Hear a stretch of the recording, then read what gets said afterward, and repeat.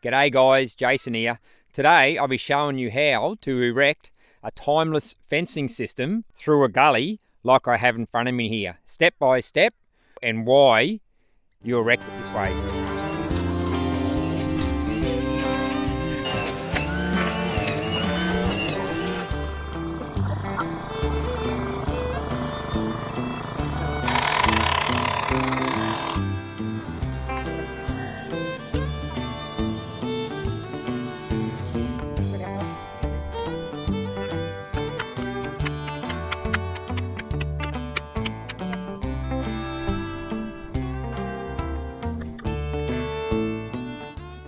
G'day guys, Jason, Nick here on the Udderfarm.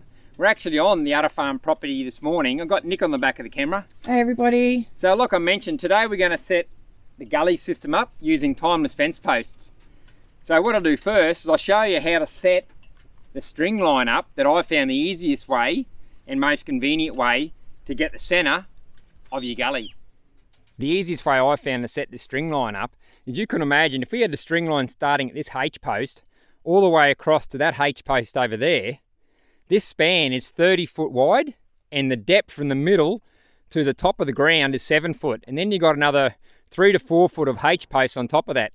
So that's going to be roughly anywhere between 9 to 10 foot high, that string line. So it's going to be almost impossible to find the center. So the easiest way I found is, before you tie the string line off here, slide an open-ended ring spanner on the line, then tie it off and walk across your gully, and then just put the string line up the other end there and just slowly tie it off loosely and lower it down. So what that enables you to do then is, as you can see here, I've got an open-ended ringy here, and that's the weight required to bring that string line down.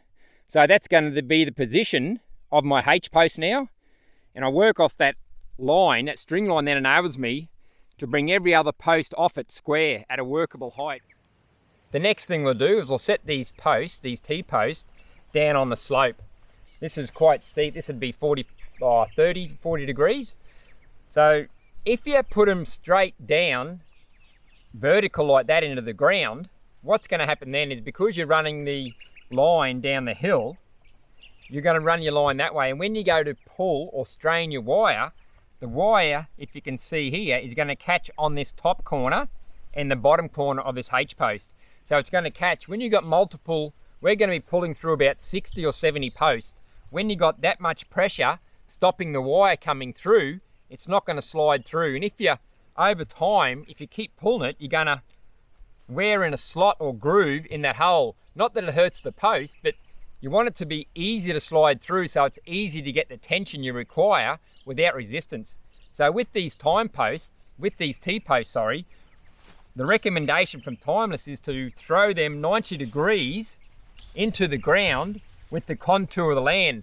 What that enables you to do, unlike being like that, as soon as you slide that 90 degrees to the ground, automatically that opens up that hole clear for that wire to work through. So there's no resistance, because that's the same angle. It's 90 degrees to the post to the wire, so it's not catching.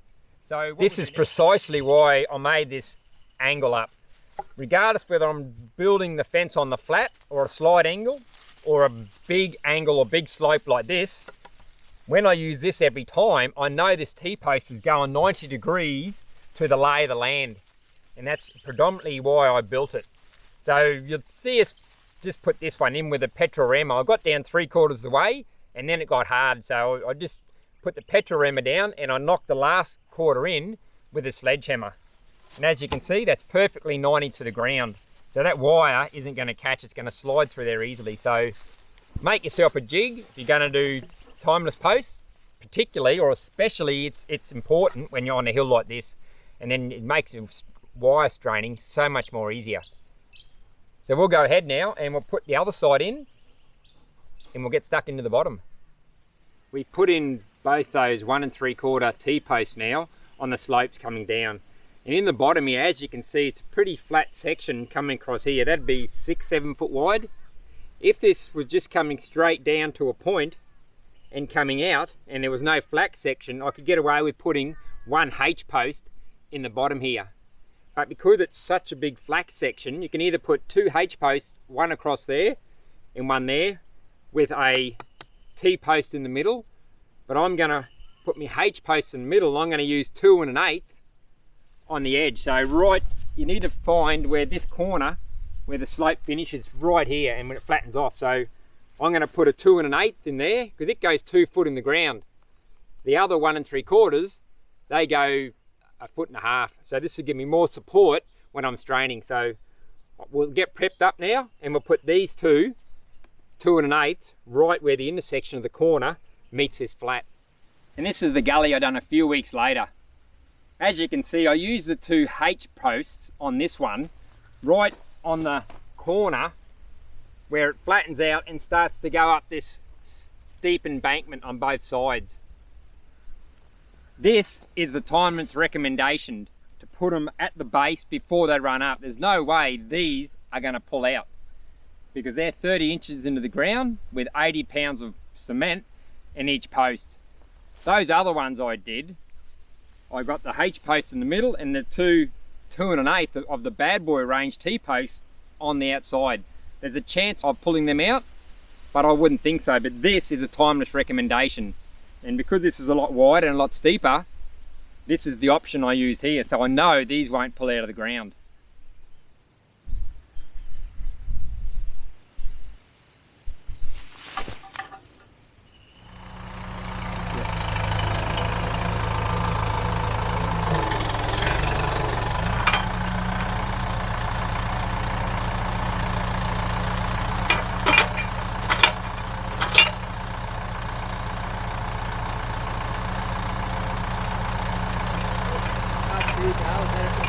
A bit of what I can't see, I'm on an angle that can't get closer.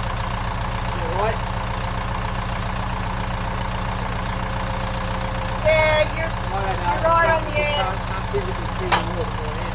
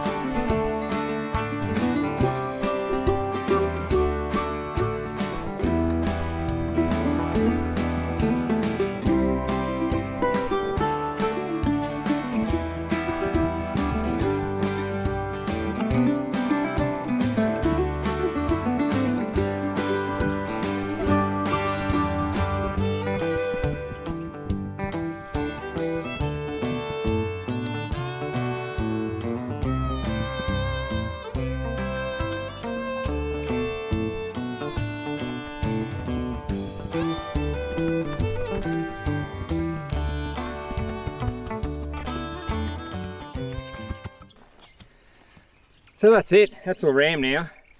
So we're probably like 2 or 3 inches lower in the ground because we ran more in than we took out. So what I'll do is when I come around and fix all the other posts up, I'll get a bucket of soil on the tractor and we'll come around and we'll top them up, because that's going to be a hole where your live well, especially sheep, can get out. So we'll come back, top them up, probably 3 or 4 inches higher than need be, and that'll sink down to ground level. We'll get this H post set up now. We've got to dig her out and we'll concrete it in. And then we'll talk about the most important part of this whole gully is the anchor points. I haven't touched on that yet. The last post to go in is right here, is our center anchor point, right in the bottom of the gully. And what goes in there is a H post. For obvious reasons, it's shaped like a H, and that's a heavy duty post. All the support you'll need. It's stronger than the T post, hence why it's going in the bottom. And timers recommend concreting that into the ground with an 80-pound bag. In Australia, the biggest bag we get is 30 kilos, which is 5 kilos off being 80 pounds. So I put a 30 kilo bag in and it almost fills the hole halfway. So it's either 80 pound bag or halfway up the depth of the hole. So 30 kilos just about puts me in that spot. And then I back ram it with soil at the end. So we'll get this hole marked off. Goes about there. Get it square, so I got the string line. Mark me hole. We'll get it drilled out and we'll concrete it in.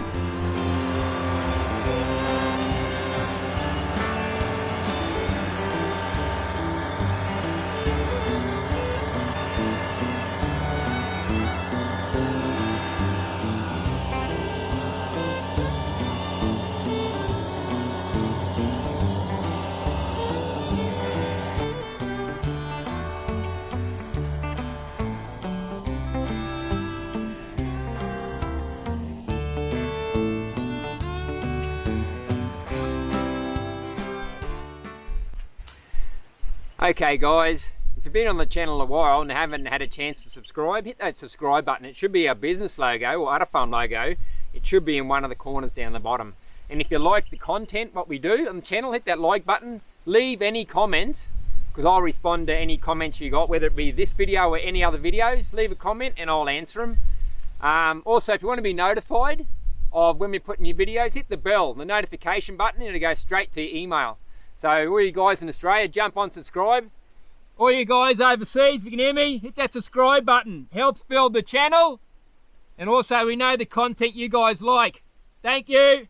Right, I'll let you guys get back to it. And I'll keep digging out this hole.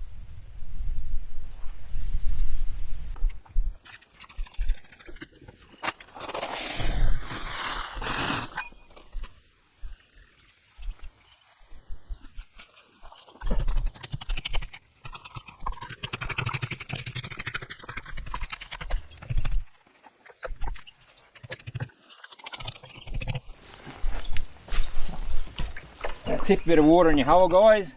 That way it's easy to mix the cement in. And when it comes to the depth of the hole, I forgot to mention it before, Timeless make it very easy. There's a sticker on the back.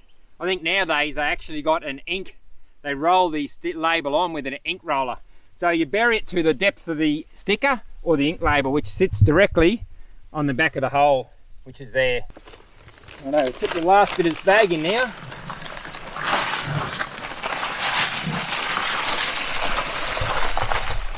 With this cement powder, always make sure you step back. The dust is no good for your lungs. I recommend wearing a mask. I just like walking back and letting the dust clear from the hole first. The last thing I want to talk about is the anchors. So I've got 3 anchors, and you need 3 anchors in a gully system. Obviously the ones at the top are at the peak of the crest of the gully.